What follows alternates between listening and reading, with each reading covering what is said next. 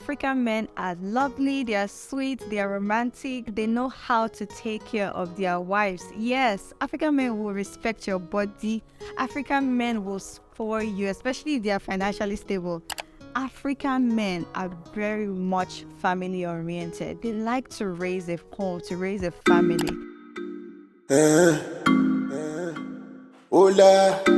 Hi friends, welcome back to the channel, and if you're just seeing this hot chocolate for the first time, hey, this is Tinuola, and on this channel I share valuable beauty, well-being and lifestyle content. In this corner we're all about looking our best, feeling our best and living our best lives.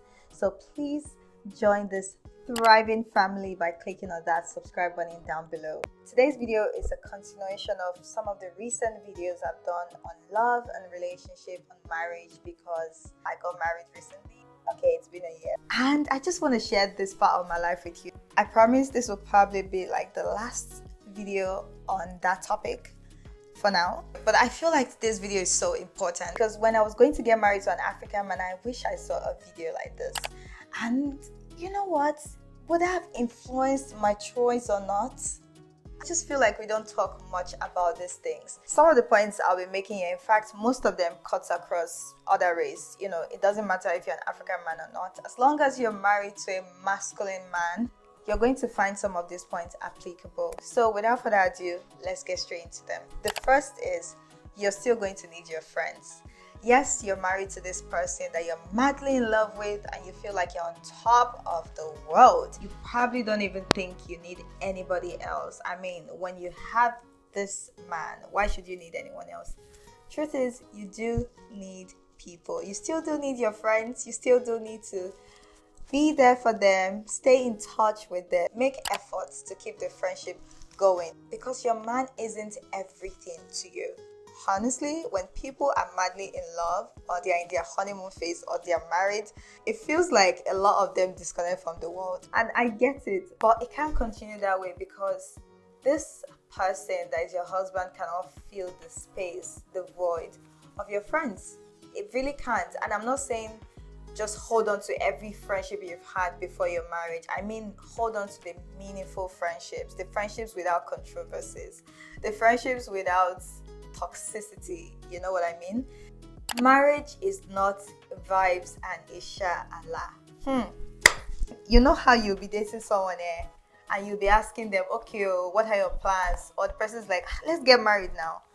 And you're like, okay, so what are your plans for me in terms of us getting married, in terms of us, building a family? And then the person's like, don't worry, everything will be fine now.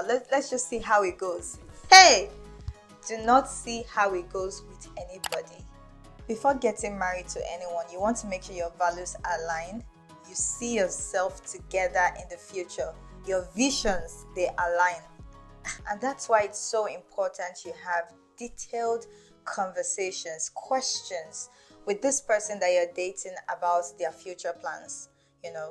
Where do you see yourself in the next 5 years, in the next 10 years? What are your plans? Is there something that this person is passionately pursuing at the moment? Because the truth is, a man without a vision, without a direction, is not ready to get married, because whatever this man does will directly or indirectly affect you. In fact, the traits this man is going to possess will directly or indirectly affect you. So it's very important that you have those conversations and you're sure, and I'm sure you will know. You would know if you do ask these questions. Marriage is a complete partnership, not a competitive ground. There's that thing about us human beings, it's called competition. And we all have it in us, that competitive spirit. It's actually a good thing. It's not a bad thing. I mean, you need it. It's what makes us strive to be better. But when you take that oath, when you make that vows, and you say, I do, you become one. Of course, not in physical form, but literally your life is woven around each other. Like, you cannot avoid each other. You're in each other's faces, in each other's space, using things together, talking. You see this person every time in your space, and the stakes are higher because families are involved. Children will probably be involved. even finance, everything is involved, even your emotions. It's actually a quite serious partnership. Now, I'm not trying to scare you here. It's fun, okay? But the bottom line is you have to understand that this person is your partner and you have to work hand in hand. Yes, I understand that things are unpredictable. Sometimes marriages collapse, leads to divorce, separation, but nobody goes into marriage with that mindset of, okay, it could collapse. You don't go into marriage with that mindset. When you go into marriage, you're closing the door saying that we are going to do this till the end. As partners, compromise is important. It's going to be required of you to compromise certain things. It's not going to be 50-50 all the time. And yes, before you go crazy on me or cancel me out, please hear me out, because I know that when Michelle Obama made that statement, hey, the whole internet went wild. But seriously, guys, it is what it is. It's not 50-50. Now, I'm not saying anybody is more important than the other. I'm not saying your time is less important than your husband's time. I'm not saying your life is less valuable or you're not equal. No, that's not the point. You're equal to your partner. But the thing is, you both are going to be required to make compromises. So certain times when you don't feel like doing certain things, you just have to do it because you have to make things work. And just the way you're doing these things to your partner too has to make those efforts. So it's not a situation where it's only you putting in the effort. Your partner also has to put in the effort. But what I mean by it's not 50-50 is some days it will look like you are the one putting in that effort more. Some other days, it's going to look like your partner is the one putting that effort. It depends on different life factors. So it's not a situation where, okay, as I'm picking up this broom, I want my partner to be washing the toilet. It's not like if I'm doing this, you must be doing this at the same time. I can't let you rest when I'm working. Things like that. You can't feel that way. You really can't feel that way about your partner. And trust me, there'll be those moments when you just feel like, oh, it feels like I'm the one giving in this moment and I'm getting tired. And if you both have a good understanding, you'll be able to balance things out. When your partner sees that maybe you're getting tired, or when you see that your partner is getting tired, he needs some help, you can, compliment and support him. So it's all about support and complimenting one another and understanding each other's strength and weakness. My millennials, my 21st century women, my Miss Independence, this point is very important, especially when you're dealing with an African man, because these men, we generally assume that they are masculine men, right? They like to be in charge of things. They like to feel like, oh, they are the head in the home. They want you to submit to them. And we can talk about submission in another video, because I feel like there's so much controversies about that, and I'm even still at a point where I'm learning more about it as time goes on. And I feel like submission evolves in itself depending on your family dynamics, depending on how you're both growing as partners, when children are involved. African men generally assume that they are the leaders in the home, and yes, you are the helper, you're also a leader, but they just want to be in charge. But as an independent woman, you can start clashing with your husband. You can start feeling like you want to prove yourself, like you want to show yourself, like you always feel like you need to show that you're equally valuable or even better than your husband. But that's not helpful. That actually shows a disconnect.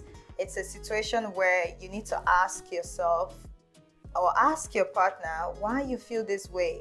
Is it that your partner makes you feel this way because of certain things they say to you, if they are condescending, or if your partner is abusing you verbally? Or could it be something internal? Could it be something you just feel like you have to do to make yourself feel better, or to be seen, or to be heard? Why do you feel this way? I think you have to look into that if you constantly find yourself doing that. So knowing that African men are pretty conservative, which brings me to the next point, which is role playing. No, it's not what you're thinking. It's not the other one, but it's this one, in terms of what should I do in the home and what should you do in the home. So because our men are trained culturally, especially Nigerian men, are trained to be the breadwinner of the home, And the women are trained to be in charge of domestic affairs. Now, this is a bit tricky, especially when you are a young couple living in the abroad by yourselves or with your kids. So we're living abroad and I have to work full time. He has to work full time and we are both paying the bills. So that means we're both contributing financially to the home. There's no breadwinner per se. But with domestic affairs in the home, the husband wants to step aside and relax and chill. And you as the woman are expected to do everything without help, without nanny, without aid, nothing. How do you deal with that? How do you cope with that? You see, it can be quite challenging, and I feel like this is something that breaks a lot of families abroad. And that's why you begin to hear, UK women, Canada women, African women, when they get to the UK, when they get to the US, once they become nurse, it is over. That's when you begin to hear all these narratives. Because the truth is, it's very tricky and strenuous. Because if you're going to apply that same African man mindset of coming abroad and just working and coming home to chill without helping out with domestic affairs, you're going to leave all that responsibility to your wife that is doing literally the same thing that you're doing at work. And sometimes our work is even more stressful. How do you want her to manage? How do you want her to be sane? So that is why couples need to adjust to their environment. So this is why I say couples need to be more understanding. Your wife is not a cook. She's not a cleaner. Yes, she does those things, but that is not all she is to you. So when you see those activities are overwhelming her, it's just natural. It's something that is expected of you to help. And if you're abroad and you're dating an African man that doesn't understand this concept, it can be very challenging. So please make sure in your dating stage, you clarify the roles. You clarify what is expected of each other. So if you're a man watching this, it's okay to clean, to cook, to do those domestic affairs, to help your wife, your family. But I also don't think that the women should abuse this, because I hear a lot about women abusing things like this. The bright side is those activities can actually foster more bonding. Yes, it can. Mothers should please continue to teach their sons, their boys, that domestic affairs and domestic work in the home is part of them as human beings. So this is something that I feel like most of the millennial men, the Gen Z men, they are more familiar with compared to the older generation men. But I'm glad things are way better now than what it used to be. Are you team, I will put down the money, I will do the work, and I'll pay the bills? Or are you team, let the man do the work, let him pay the bills, and I can sit down and be a baby girl?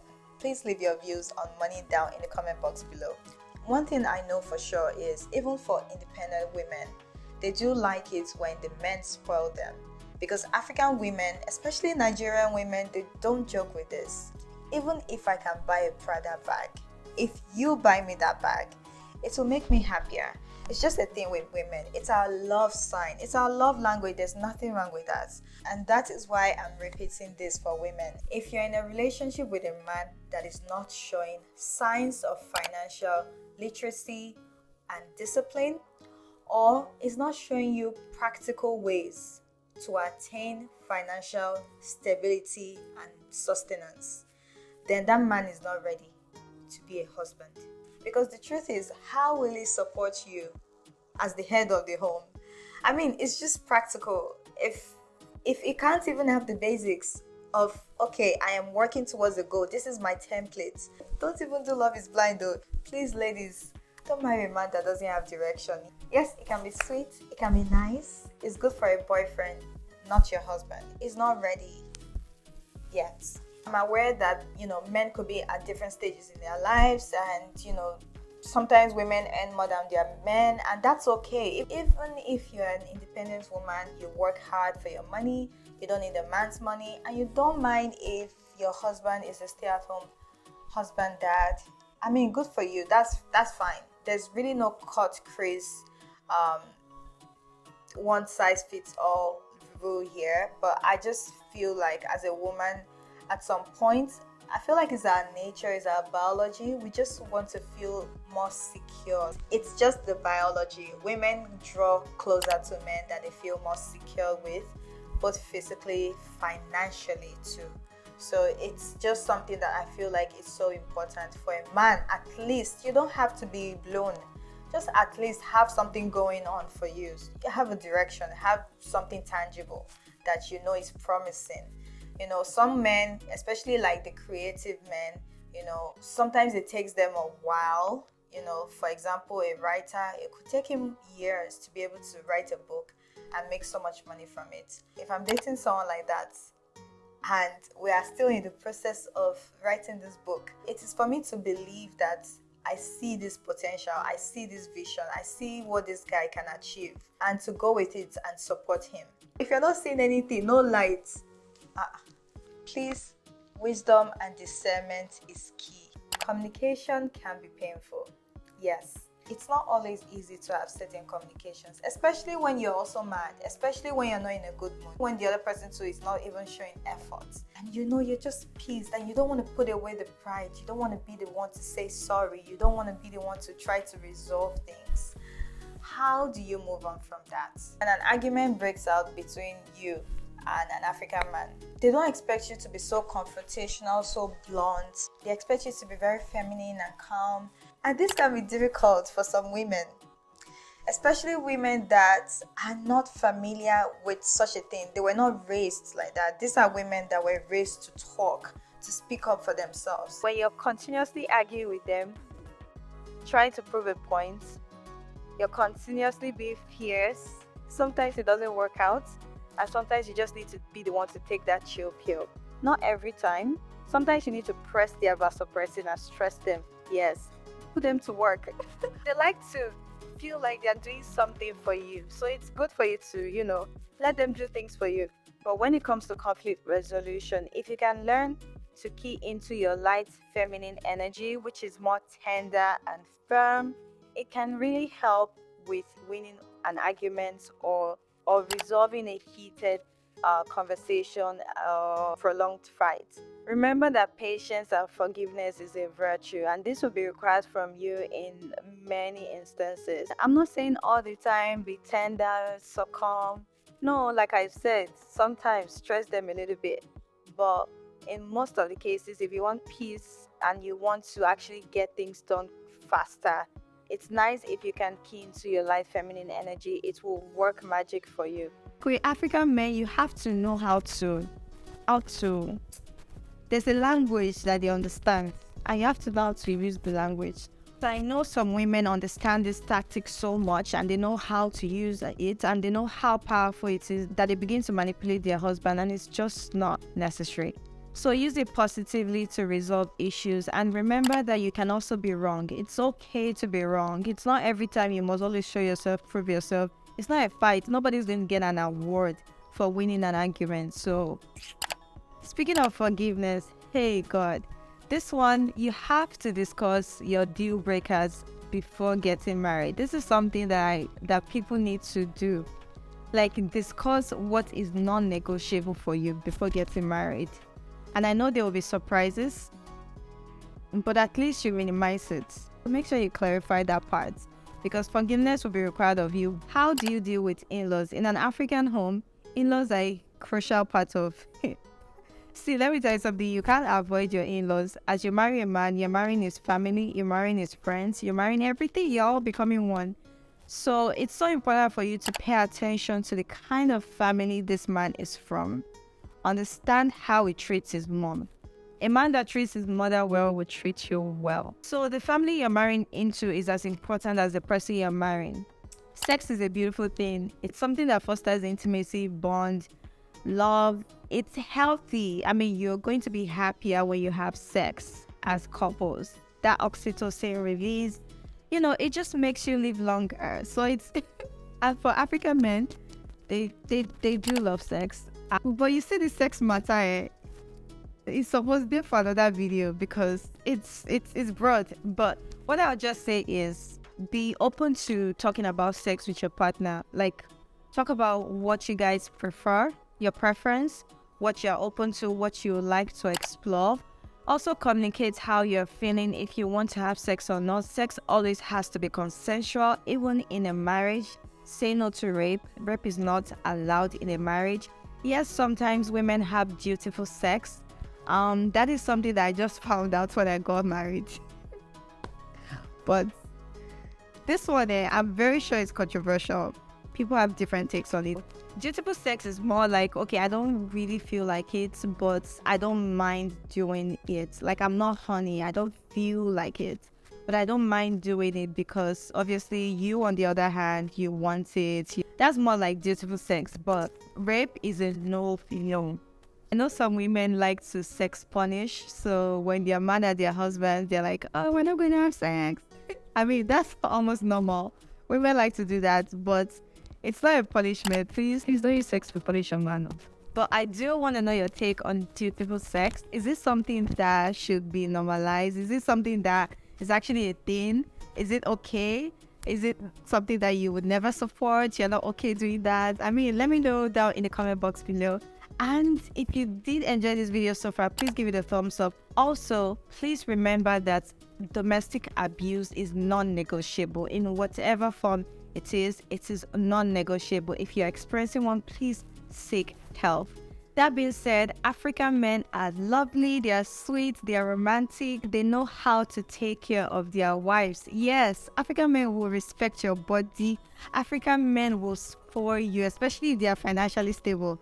African men are very much family oriented. They like to raise a home, to raise a family. If you're dating one or you're looking forward to marrying one, I wish you all the best. And if you did enjoy this video so far, I'm sure you will like this video. So please check it out and check out my other videos on the channel. Don't forget to subscribe to the channel if you haven't.